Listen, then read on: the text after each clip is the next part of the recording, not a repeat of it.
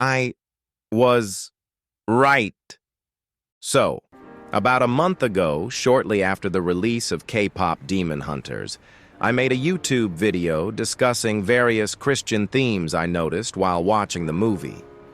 The video wasn't meant to be an in-depth analysis. It just brushed over a few aspects where I saw potential Christian influences. Currently, that video is actually my most viewed video on YouTube. Originally, though, when I first dropped the video, it was met with some resistance by non-Christians.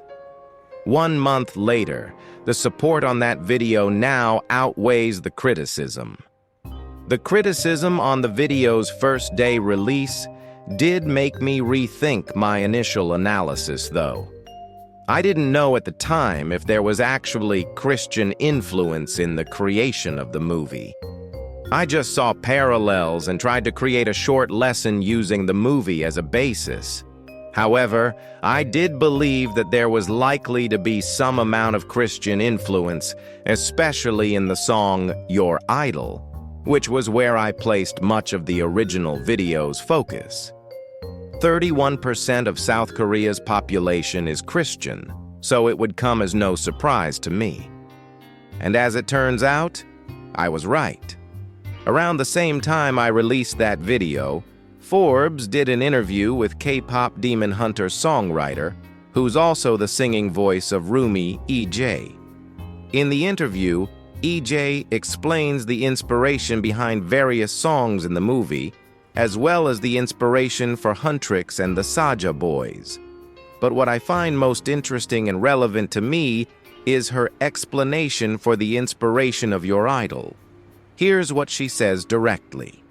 It's about the obsession of fans, because the Saja Boys want them to be obsessed, to control them. That sounds like what an idol is. I was raised Christian and remembered it's a sin to idolize something. She later goes on to explain how she intentionally tried to make the chorus of the song have a dark cathedral vibe in the background, showing the perversion of something meant to be good. I'll avoid going into further analysis here since I already made a video on this, but there you have it. Direct proof of Christian influence on the movie. Not gonna say I told you so, but I told you so. I think the initial reaction to my first video was evidence of a somewhat common sentiment online where people are opposed to media having religious, and in particular, Christian aspects. I am thoroughly against this idea. Christianity consists of over 2 billion people on Earth today. That is a huge percent of the population. Media shouldn't have to hesitate from including Christian characters and themes. So often when we do get representation, it's in a negative light. That makes the positive representation even better, though.